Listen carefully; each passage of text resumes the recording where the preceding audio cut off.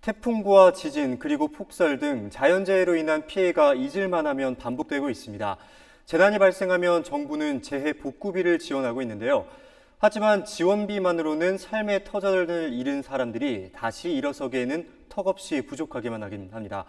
현실적인 복구비를 받을 수 있는 방안으로 풍수해보험이 주목을 받고 있습니다. 보도에 성기석 기자입니다.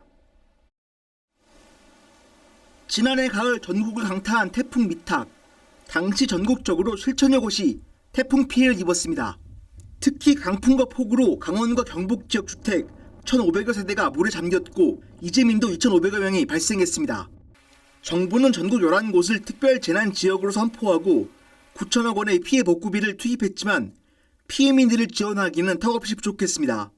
집이 완전히 부서진 경우는 1,300만 원, 반판은 650만 원, 침수된 피해민이 지원받을 수 있는 금액은 고작 100만 원에 불과했기 때문입니다.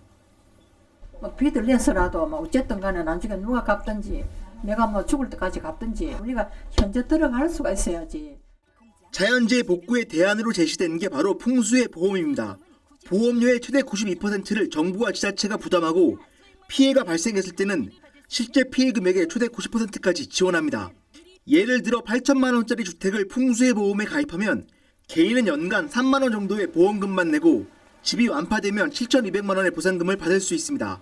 재난지원금의 5배가 넘는 금액입니다. 갑작스러운 기상이변으로 인한 재해가 잦아지는 요즘 풍수해 보험의 필요성이 더욱 높아지고 있습니다. 다른 나라 이를테면 미국의 캘리포니아나 플로리다 같은 경우에는 지진이라든지 허리케인 이런 게 워낙 다빈도로 일어나니까 거기 사는 사람들은 그런 자연재해에 대한 위험의식이 높을 거 아니에요. 그래서 당연히 보험에 가입하지 말라고 해도 가입을 할 요인이 굉장히 큰. 가입 대상도 주택과 비닐하우스뿐만 아니라 상가와 공장시설, 집기 등으로 넓어졌습니다. 하지만 풍수해 보험 가입률은 전국 단독주택의 20%, 시설하우스는 8% 정도에 불과합니다. 행정안전부 조사에서 국민의 65%가 풍수해 보험을 알고 있는 것으로 나타났지만 실제 가입으로 이어지지 못하고 있는 겁니다. 전문가들은 풍수해 보험의 일석이조 효과에 주목하고 있습니다. 재난 발생 시 정부는 막대한 재난 복구비 투입을 줄일 수 있고 피해민은 현실적인 복구비를 받을 수 있는 방법이라는 설명입니다.